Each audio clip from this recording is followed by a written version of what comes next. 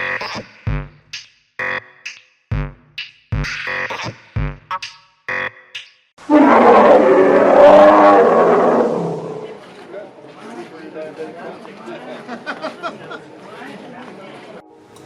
everybody, it's your MonsterCub, Hunter Scott, and today I'm going to do a little catch-up video and also show you my trip from Montreal. I went to Sugar Bear in the end of March of this year in Montreal. It is a big bear event that they have and a party that they have that goes all weekend long with a bunch of activities and things like that for guys to get together. And there are guys that came from the US, that were in Quebec, that were in Ontario, that all came to the event. And I was contacted for this probably around the time that I filmed with Colby Jensen back in January. I was contacted by a guy named Jerome. He's a really nice little cubby guy, and he was the best host and got all this put together. He booked me and I flew up on a Thursday night, got there after midnight in Montreal. This is the first time that I've gone to another country in a while, probably 15 years. And so going through customs on the way in was kind of a shit show and very crowded and a lot of people. But you know, it was funny that I got to the TSA or the border crosser or whatever you want to call them, the guard there. And she said, she's a little Asian lady, and said, or maybe she was Inuit, I'm not 100%, but she said, oh, what's the purpose of your visit, business or pleasure? And knowing what I do and why I'm there, I'm like, oh, well, it's both. And she goes, well, what do you do? And I said, well, I'm an adult entertainer. And she's like, so you're like here for a bachelor party? And I was like, yeah, sure, yeah, okay. And she said, okay, have a great time, bye, and sent me on my way. Anyway, Jerome and Patrick, who was Jerome's good buddy, they picked me up from the airport. They took me back to their house, or the apartment I should say, that was in that far from like the gay village, which the gay village in Montreal is on St. Catherine Est, East St. Catherine Street. It's very cosmopolitan, metropolitan.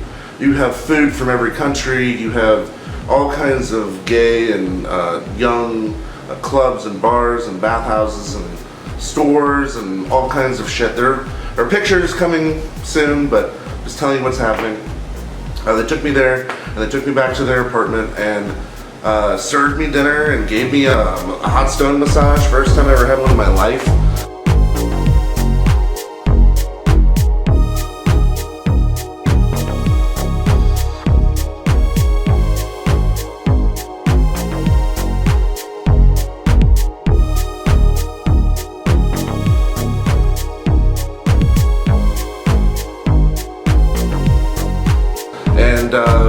Then the next morning I went to the spa, which I was told, you know, I'm there as a guest, I'm supposed to make an appearance and schmooze with the guys, but we didn't ride with the guys. I rode with Patrick and Chris and Jason, who were, you know, part of the coordinators.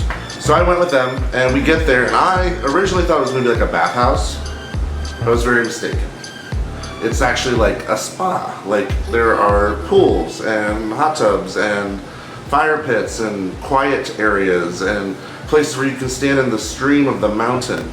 Look at these pictures. Look at them. Just look at them. We shine, we shine, we shine. I know you want that purple light in your life, yeah. I think I got that everything you desire. This autumn could take you out of the darkness. Feels like we belong together. It was a good time. I would probably go back in the summer. It would be a little more refreshing and a little less freezing my balls off. But it was a really good experience and gave me time to chill and, you know, kind of ease myself into the weekend. And once we got back to Montreal, on the way there, Chris, who was one of the guys in my group, he was like, do you need drugs while you're here? And I was like, well, yeah, I need some weed, you know, I'm in Canada, might as well. And so he got me in touch with somebody who was like a dispatcher. They have like a system there. And she texted me and said, well, what do you want? And long story short, I got exactly what I needed for cheaper than it was in the US, and within 15 minutes of me checking into my hotel. The real mission was finding something to smoke with. Like, you can't buy bongs and blunt wraps and things like that just anywhere. Even though weed is fairly decriminalized and now it is legal in Canada, at the time there were laws prohibiting that because of its stigma to sell to those kinds of people. And so the other thing was that Montreal in March or in winter or in spring for that matter is cold as fuck. Going outside just to smoke is a mission, is a pain in the ass, you know? So that happened, and I met a really nice guy who was a local there. He speaks for the indigenous people and was a nice intellectual. Took me to La Tigre Rouge, which is a red tiger. It's a Vietnamese bar. I did not have pho, but I had some other weird shit like escargot and things like that. And we smashed, and then the next morning I filmed with Dante Kirkdale, and he is a pleasure. He was also hired for the event. We had a lot of fun. That video is coming out around Thanksgiving, November time. And it should be really good. He's a great guy. We had a lot of fun that weekend.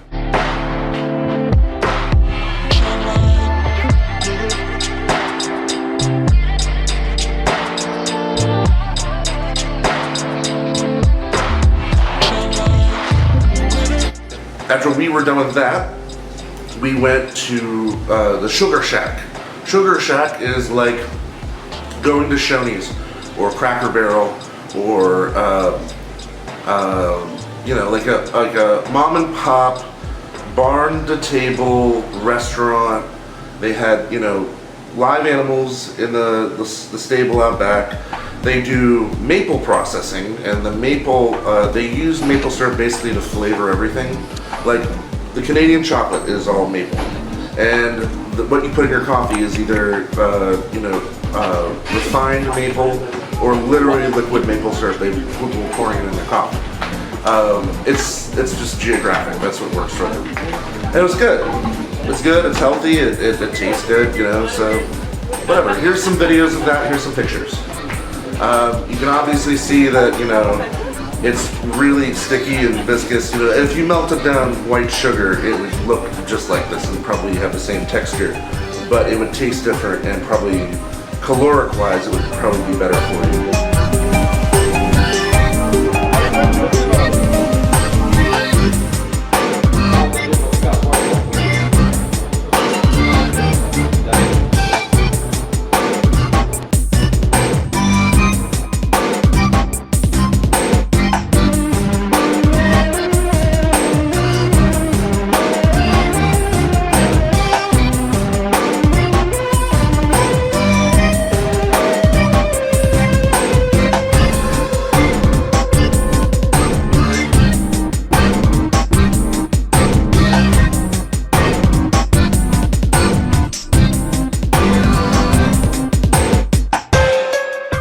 After that, it was time for the main event, the meat party.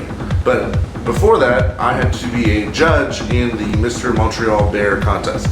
Now, there were a couple guys who were in the contest who could not do things with me. They couldn't film with me. They couldn't hook up with me. They couldn't do anything like that before the contest because it would become a bias. It would be a big deal. It would be impartial. And so I had to refrain from having sex with a few different guys. One of them I did end up doing a scene with, and it will come out in 2019. He's a real nice guy. Simon, love you.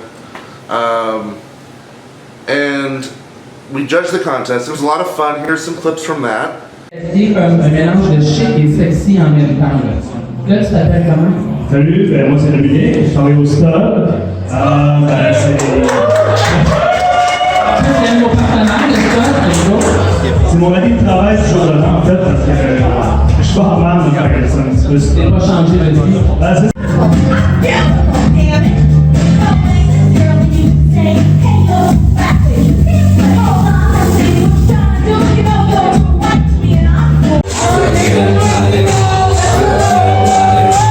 Work out, then I walk in the spot.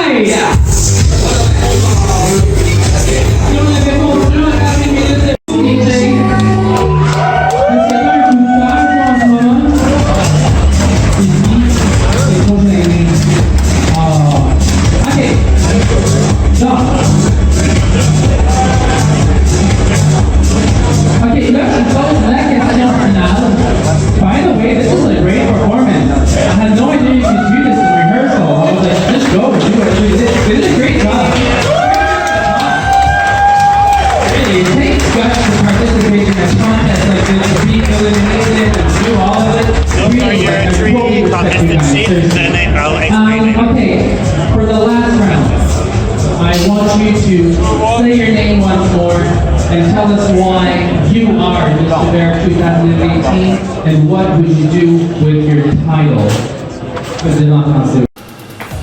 And I wasn't really sure who I was voting for half the time because the forms, the contestant forms that were filled out, half of them were in French and half of them were in English. And even though French is my second language, I could not translate all of it cohesively enough to understand what everyone was saying and everything. So, you know, I did the best I could. And it's not like I didn't talk to the guys who were finalists at one point or another. Like, they were all worth it, you know. And then after that, I had to dance at Meat Party with Dante. They had some other dancers there with us. I wore my leather. It was a good time, you know. But there was one guy who started some shit with me. And, you know, Dante and I are taking a break from our set. And this guy and his boyfriend come over. And he basically says, keep my boyfriend company while I'm going to the bathroom. And I'm like, okay, cool. So then I put my arm around this guy and I'm talking to him and everything, and he's saying, oh, you know, my boyfriend and I, we only do 3-ways, and he gets really possessive sometimes, and, you know, you just have to watch out for that. And I'm like, I'm just here for the weekend, and I'm not really trying to fuck you guys, but, oh, okay. And then Dante came in to be a little touchy-feely, and this guy's boyfriend reached up and grabbed him by the back of the neck and swung him out of the way, and then he came charging at the two of us. And, you know, security got involved, and he was telling people that I tried to roofie his boyfriend, and like, why would I need to roofie anybody? Where would I even get these roofies?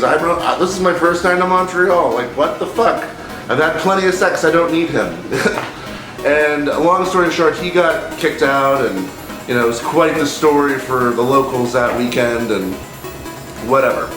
At around 2, 3 a.m. in the morning, I had to go to the Oasis for my live sex show. Unfortunately, this is YouTube, and I can't show you any pictures of that or a video of that, even though we probably don't have any anyway. But long story short, Dante and I started it. They had a platform over the hot tub of the place, and they expected us to start on this platform, but I went out and stood on it myself, and, you know, I'm 300 plus pounds, and I'm like, no. This is not going to work. Not for 2 people, not for 3 people, no. So I moved the whole thing over to the side. And we're going at it, and then, you know, we get this one guy to join in, then another guy, then another guy, then another guy. And pretty soon it's like 5 or 6 of us up there. I'm exhausted, but I'm putting on a show. I'm doing it, you know. And I talked to a bunch of people, and all in all, I thought I had a good time, and everyone was into it. So, yeah.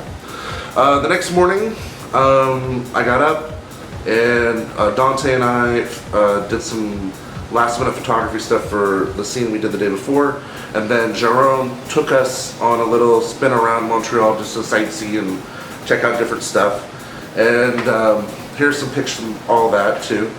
And then after that, we had to take Dante to the airport, and I had a shoot with Ashton Red.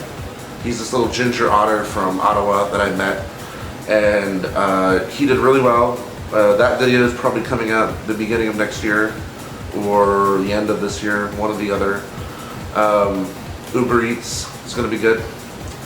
And after that, I went for something I'd been looking forward to like all weekend, was having genuine French-Canadian poutine.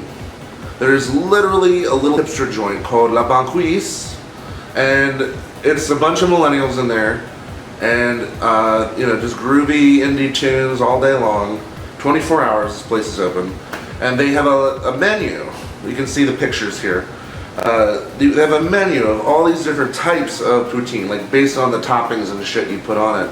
It's not just fries and curds and gravy. It's, you know, sausage and egg and jalapeno poppers and all kinds of weird shit that you wouldn't expect to find, but you can make it into your own style. I had La Folie, which is the madness in French, and it was a lot.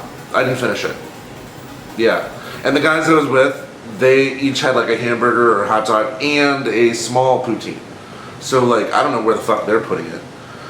And it was really surreal that, again, I'm not sure if he was Inuit or Asian, but he was our server, and he came over, and he just opens up the whole conversation in French, and is taking everyone else's orders in French. And I mean, I'm understanding about half of it because it's so fast. But by the time they get to me, it's like, okay, I know what I'm gonna say in French and just do it.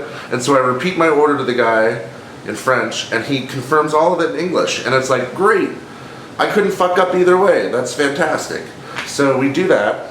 Then we go to Juliette's, which is like a dessert bar place. Again, a lot of millennials. They were open at like 10 or 11 on a Sunday. And really great fondue, and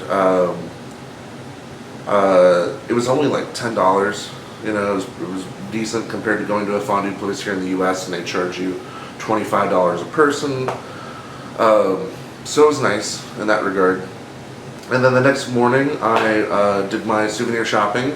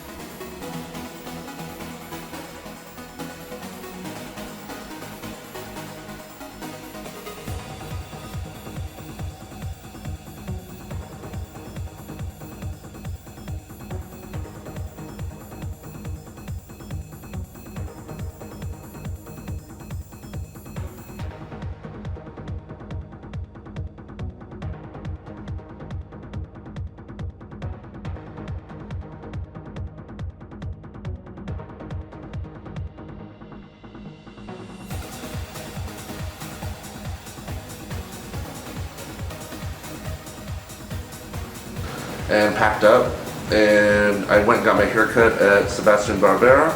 I went to Armada Menswear, which is like a kink plus style gay fashion store. I would compare it to something like Pride Factory or Leatherworks down here in Fort Lauderdale. But they have a store in Toronto, and they have a store in New York, and they have a store in Montreal. Francis, he's great, he's a nice guy, hooked me up with a nasty pink jock. Picture is here. And after that, I flew home. It was a good trip. I got 2 scenes, I got to make a bunch of friends, and got to see a part of the world I've been wanting to see for a long time. So I hope you guys enjoyed this video and this recap. This has been MonsterCub, your buddy Hunter Scott. Have a good one.